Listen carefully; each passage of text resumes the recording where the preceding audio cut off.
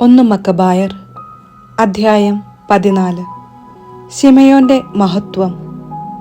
172 ആണ്ടിൽ ദമത്രിയൂസ് രാജാവ് ട്രിഫോയ്ക്കെതിരെ യുദ്ധം ചെയ്യാനാവശ്യമായ സഹായം ഉറപ്പുവരുത്താൻ സൈന്യസമേതം മെദിയായിലേക്ക് പുറപ്പെട്ടു. ദമത്രിയൂസ് രാജ്യാതിർത്തി ലംഘിച്ചുവെന്ന് കേട്ട് പേർഷ്യയുടെയും മെദിയായുടെയും രാജാവായ അർസാക്കസ് അവനെ ജീവനോടെ പിടികൂടാൻ തന്റെ സൈന്യാധിപന്മാരിൽ ഒരുവനെ അയച്ചു. അവൻ പോയി ദമത്രിയൂസിന്റെ സൈന്യത്തെ തോൽപ്പിച്ച് അവനെ ബന്ധനസ്ഥനാക്കി അർസാക്കസിന്റെ അടുക്കൽ കൊണ്ടുവന്നു. അർസാക്കസ് അവനെ തടവിലാക്കി. ശിമയോന്റെ നാളുകളിൽ ദേശത്ത് ശാന്തിയുണ്ടായിരുന്നു. ജനക്ഷേമമാണ് അവൻ തേടിയിരുന്നത്. അവന്റെ ഭരണം അവരെ സംപ്രീതരാക്കി. അവന്റെ ജീവിതകാലം മുഴുവൻ അവർ അവനോട് ആദരം പ്രകടിപ്പിച്ചു. ജോപ്പായെ തുറമുഖമാക്കുകയും ദ്വീപുകളിലേക്ക് മാർഗം തുറക്കുകയും ചെയ്തുകൊണ്ട് അവൻ തന്റെ മഹത്വത്തിനു മകുടം ചാർത്തി. അവൻ രാജ്യാതിർത്തികൾ വിസ്തൃതമാക്കുകയും രാജ്യം പൂർണ്ണ നിയന്ത്രണത്തിൽ വരുത്തുകയും ചെയ്തു. അവൻ അസംഖ്യം തടവുകാരെ സമ്പാദിച്ചു. ഗസറായും ബേത്സൂറും കോട്ടയും അവൻ തന്റെ ഭരണത്തിന് കീഴിലാക്കുകയും അവിടെ നിന്ന് മ്ലേച്ഛതകൾ നീക്കിക്കളയുകയും ചെയ്തു. അവനെ എതിർക്കാൻ ആരും ഉണ്ടായില്ല. സമാധാനത്തോടെ അവർ നിലം ഉഴുതു. ഭൂമി ധാരാളം വിളവു നൽകി. സമതലത്തിലെ വൃക്ഷങ്ങൾ അവയുടെ ഫലങ്ങളും. വൃദ്ധന്മാർ നിരത്തുകളിൽ കൂടിയിരുന്ന് തങ്ങൾക്കു ലഭിച്ച നന്മകളെക്കുറിച്ച് സംസാരിച്ചു. യുവാക്കൾ പ്രൗഢവും യുദ്ധോചിതവുമായ വസ്ത്രങ്ങൾ അണിഞ്ഞു. നഗരങ്ങളെ അവൻ പ്രതിരോധ സജ്ജമാക്കുകയും അവയിൽ ആഹാരം വിതരണം ചെയ്യുകയും ചെയ്തു. അവന്റെ ഖ്യാതി ഭൂമിയുടെ അതിർത്തികളോളം വ്യാപിച്ചു. അവൻ ദേശത്ത് സമാധാനം സ്ഥാപിച്ചതിനാൽ ഇസ്രായേൽ അത്യധികം ആഹ്ലാദിച്ചു. ഓരോരുത്തരും താന്താങ്ങളുടെ മുന്തിരിത്തോപ്പിലും അത്തിമരങ്ങളുടെ ചുവട്ടിലും ഇരുന്നു.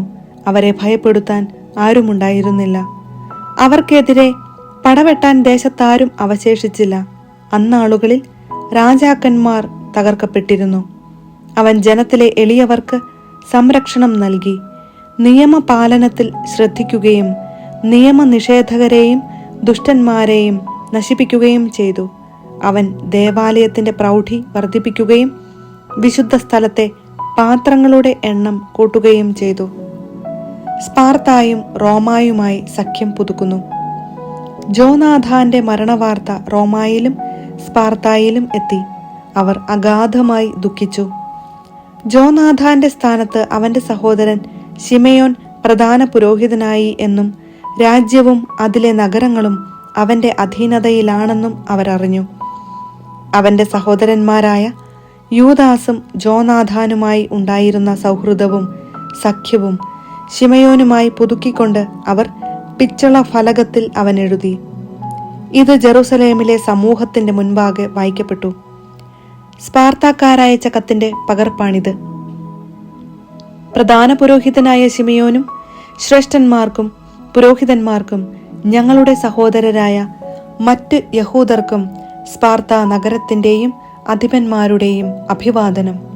ഞങ്ങളുടെ അടുക്കലേക്ക് അയച്ച ദൂതന്മാർ നിങ്ങളുടെ മഹിമ പ്രതാപങ്ങളെക്കുറിച്ച് ഞങ്ങളോട് വിവരിച്ചു പറഞ്ഞു. അവരുടെ ആഗമനം ഞങ്ങളിൽ സന്തുഷ്ടി ഉളവാക്കി. അവർ പറഞ്ഞതെല്ലാം ഞങ്ങൾ പൊതുയോഗ കുറിപ്പുകളുടെ പുസ്തകത്തിൽ ഇങ്ങനെ രേഖപ്പെടുത്തിയിരിക്കുന്നു. യഹൂദ ദൂതന്മാരായ അന്തിയോക്കസിന്റെ മകൻ നുമേനിയൂസും ജാസന്റെ മകൻ അന്തിപ്പാത്തറും ഞങ്ങളുമായുള്ള സൗഹൃദം പുതുക്കുന്നതിന് ഞങ്ങളുടെ അടുക്കൽ വന്നിരിക്കുന്നു. അവരെ ബഹുമാന പുരസ്സരം സ്വീകരിക്കാൻ ഞങ്ങളുടെ ജനം താൽപര്യം കാണിച്ചു. അവരുടെ സന്ദേശത്തിന്റെ ഒരു പകർപ്പ് സ്പാർത്താക്കാർക്ക് പിന്നീട് പരിശോധിക്കുന്നതിന് പൊതുരേഖാ ശേഖരശാലയിൽ സൂക്ഷിച്ചിട്ടുണ്ട്. ഇതിന്റെ ഒരു പകർപ്പ് പ്രധാന പുരോഹിതനായ ശിമയോന് അവർ അയച്ചു കൊടുത്തു. അനന്തരം റോമാക്കാരുമായുള്ള സഖ്യം ഉറപ്പിക്കുന്നതിന് 1000 മീന തൂക്കമുള്ള വലിയൊരു സുവർണ പരിചയുമായി നുമേനിയൂസിനെ ശിമയോൻ റോമായിലേക്ക് അയച്ചു. ശിമയോന് ബഹുമതി. ഇതു കേട്ട് ജനം പറഞ്ഞു, ശിമയോനോടും പുത്രന്മാരോടും നാം എങ്ങനെ നന്ദി പ്രകാശിപ്പിക്കും? അവനും അവന്റെ സഹോദരന്മാരും പിതൃഭവനവും ഉറച്ചു നിൽക്കുകയും ഇസ്രായേലിന്റെ ശത്രുവിനെതിരെ പൊരുതി അവരെ തുരത്തുകയും രാജ്യത്തിൽ സ്വാതന്ത്ര്യം സുസ്ഥാപിതമാക്കുകയും ചെയ്തു. ഇക്കാര്യങ്ങളെല്ലാം അവർ പിത്തള ഫലകത്തിൽ രേഖപ്പെടുത്തി സിയോൻ മലയിൽ സ്തംഭങ്ങളിൽ സ്ഥാപിച്ചു. അവർ എഴുതിയിരുന്നതിന്റെ പകർപ്പ് ഇതാണ്: 172 ആണ്ട്, അതായത് സമുന്നതനായ പ്രധാന പുരോഹിതൻ ശിമയോന്റെ 3-ാം ഭരണവർഷം, എലൂൾ മാസം 18-ാം ദിവസം, അസരമേലിൽ പുരോഹിതന്മാരുടെയും ജനത്തിന്റെയും ഭരണാധിപന്മാരുടെയും ശ്രേഷ്ഠന്മാരുടെയും മഹാസഭയിൽ ഈ വിളംബരം പുറപ്പെടുവിച്ചു. രാജ്യം തുടരെ യുദ്ധത്തിനടിപ്പെട്ടുകൊണ്ടിരിക്കെ യോയാറിബിന്റെ വംശത്തിൽപ്പെട്ട പുരോഹിതനായ മത്താത്തിയാസിന്റെ മകൻ ശിമയോനും സഹോദരന്മാരും ജീവൻ അപകടത്തിലാക്കിക്കൊണ്ട് വിശുദ്ധ മന്ദിരവും നിയമവും കാത്തുരക്ഷിക്കുന്നതിനായി രാജ്യത്തിന്റെ ശത്രുക്കളോട് എതിരിട്ടു. അവർ രാജ്യത്തിന് പ്രതാപം നേടിത്തന്നു. ജോനാഥാൻ ജനത്തിന് കെട്ടുറപ്പ് നൽകുകയും പ്രധാന പുരോഹിതനാവുകയും ചെയ്തു. അവസാനം അവൻ പിതാക്കന്മാരോട് ചേർന്നു. രാജ്യത്തെ ആക്രമിക്കുന്നതിനും വിശുദ്ധ സ്ഥലം പിടിച്ചടക്കുന്നതിനും ശത്രുക്കൾ ശ്രമിച്ചപ്പോൾ ശിമയോൻ തന്റെ രാജ്യത്തിനു വേണ്ടി പൊരുതി. രാജ്യത്തിന്റെ സേനകൾക്ക് ആയുധവും വേതനവും നൽകാൻ അവൻ സ്വന്തം സമ്പാദ്യത്തിൽ നിന്ന് വലിയ സംഖ്യ ചെലവഴിച്ചു. യൂദായിലെ നഗരങ്ങളും അതിന്റെ അതിർത്തിയിലുള്ളതും മുൻപ് ശത്രുക്കൾ ആയുധം ശേഖരിച്ച് സൂക്ഷിച്ചിരുന്നതുമായ ബേത്സൂറും സുരക്ഷിതമാക്കുകയും അവിടെ യഹൂദ കാവൽ സൈന്യത്തെ നിയോഗിക്കുകയും ചെയ്തു. അവൻ കടൽ തീരത്തുള്ള ജോപ്പായും അസോത്തൂസിന്റെ അതിർത്തിയിലുള്ളതും മുൻപ് ശത്രുക്കൾ അധിവസിച്ചിരുന്നതുമായ ഗസറായും സുരക്ഷിതമാക്കി. അവിടെ യഹൂദരെ പാർപ്പിക്കുകയും നഗരങ്ങളുടെ പുനരുദ്ധാരണത്തിനാവശ്യമായതെല്ലാം അവർക്ക് നൽകുകയും ചെയ്തു. ശിമയോന്റെ വിശ്വസ്തതയും രാജ്യത്തിന് അവൻ നേടിക്കൊടുക്കാൻ ഉറച്ച പ്രതാപവും ജനം മനസ്സിലാക്കി. അവന്റെ ചെയ്തികളും അവൻ ജനത്തോട് പുലർത്തിയ നീതിയും വിശ്വസ്തതയും കണക്കിലെടുത്തും എല്ലാവിധത്തിലും ജനത്തെ പ്രതാപത്തിലേക്ക് നയിക്കുന്നതിന് അവൻ നടത്തിയ പരിശ്രമങ്ങളെ പരിഗണിച്ചും അവർ അവനെ തങ്ങളുടെ നേതാവും പുരോഹിതനുമാക്കി. അവന്റെ നേതൃത്വത്തിൽ ജനത്തിന് ഉത്കർഷമുണ്ടായി. അവൻ വിജാതീയരെ രാജ്യത്തുനിന്ന് തുരത്തി. അതുപോലെ ജെറുസലേമിൽ ദാവീദിന്റെ നഗരത്തിൽ തങ്ങൾക്കായി കോട്ട കെട്ടുകയും അതിൽ നിന്ന് പുറത്തുവന്ന് വിശുദ്ധ സ്ഥലത്തിന്റെ പരിസരങ്ങൾ അശുദ്ധമാക്കുകയും അതിന്റെ വിശുദ്ധിക്ക് ഭംഗം വരുത്തുകയും ചെയ്തിരുന്നവരെ അവൻ ഓടിച്ചു. അവൻ അവിടെ യഹൂദരെ പാർപ്പിക്കുകയും രാജ്യത്തിന്റെയും നഗരത്തിന്റെയും സുരക്ഷിതത്വത്തിന് വേണ്ടി അതിനെ സുശക്തമാക്കുകയും ജെറുസലേമിന്റെ മതിലുകൾക്ക് ഉയരം കൂട്ടുകയും ചെയ്തു. ഇതിന്റെ വെളിച്ചത്തിൽ ദമത്രിയൂസ് രാജാവ് അവനെ പ്രധാന പുരോഹിതനായി സ്ഥിരപ്പെടുത്തി. അവനെ രാജമിത്രങ്ങളിൽ ഒരുവനാക്കുകയും അവന് വലിയ ബഹുമതികൾ നൽകുകയും ചെയ്തു.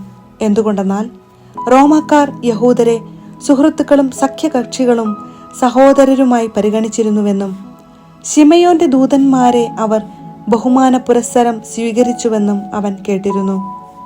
വിശ്വസനീയമായ ഒരു പ്രവാചകന്റെ ആവിർഭാവം വരെ ശിമയോൻ നേതാവും പ്രധാന പുരോഹിതനും ആയിരിക്കട്ടെ എന്ന് യഹൂദരും പുരോഹിതരും തീരുമാനിച്ചു. അവൻ അവരുടെ ഭരണാധികാരിയായിരിക്കുകയും വിശുദ്ധ സ്ഥലത്തിന്റെ ചുമതല വഹിക്കുകയും ചെയ്യേണ്ടിയിരുന്നു. അതിലെ ശുശ്രൂഷകൾക്കും രാജ്യത്തിന്റെയും ആയുധങ്ങളുടെയും ശക്തി ദുർഗങ്ങളുടെയും മേൽനോട്ടത്തിനും ആളുകളെ നിയമിക്കേണ്ടതും അവനായിരുന്നു. സകലരും അവനെ അനുസരിക്കണം. രാജ്യത്ത് എഴുതപ്പെടുന്ന കരാറുകളെല്ലാം അവന്റെ നാമത്തിലായിരിക്കണം. അവൻ രാജകീയ വസ്ത്രം ധരിക്കുകയും സ്വർണാഭരണം അണിയുകയും വേണം. ജനങ്ങളിലോ പുരോഹിതന്മാരിലോ ആരും ഈ തീരുമാനങ്ങളിലൊന്നും അസാധുവാക്കുകയോ അവന്റെ വാക്കുകൾ ധിക്കരിക്കുകയോ അവന്റെ അനുവാദം കൂടാതെ രാജ്യത്ത് സമ്മേളനങ്ങൾ വിളിച്ചു കൂട്ടുകയോ രാജകീയ വസ്ത്രം ധരിക്കുകയോ സ്വർണക്കൊളുത്ത് അണിയുകയോ ചെയ്യാൻ പാടില്ല. ഈ തീരുമാനത്തിനെതിരെ പ്രവർത്തിക്കുകയോ അവയിലേതെങ്കിലും ഒന്ന് അസാധുവാക്കുകയോ ചെയ്യുന്നവൻ ശിക്ഷാർഹനായിരിക്കും. ഈ തീരുമാനങ്ങൾക്കനുസൃതമായി പ്രവർത്തിക്കാനുള്ള അവകാശം ശിമയോന് നൽകുന്നതിന് ജനം സമ്മതിച്ചു. പ്രധാന പുരോഹിതനും യഹൂദ ജനത്തിന്റെയും പുരോഹിതന്മാരുടെയും അധിപനും സംരക്ഷകനുമായിരിക്കാമെന്ന് ശിമയോൻ ഏറ്റു. ഈ കൽപ്പന പിത്തള തകിടിൽ ആലേഖനം ചെയ്ത് ദേവാലയത്തിന്റെ പരിസരത്ത് ശ്രദ്ധേയമായ ഒരു സ്ഥലത്ത് സ്ഥാപിക്കാൻ അവർ നിർദ്ദേശം നൽകി. ശിമയോനും പുത്രന്മാർക്കും ലഭ്യമാകേണ്ടതിന് അതിന്റെ ഒരു പകർപ്പ് ഭണ്ഡാരത്തിൽ സൂക്ഷിക്കാൻ അവർ ആജ്ഞാപിച്ചു.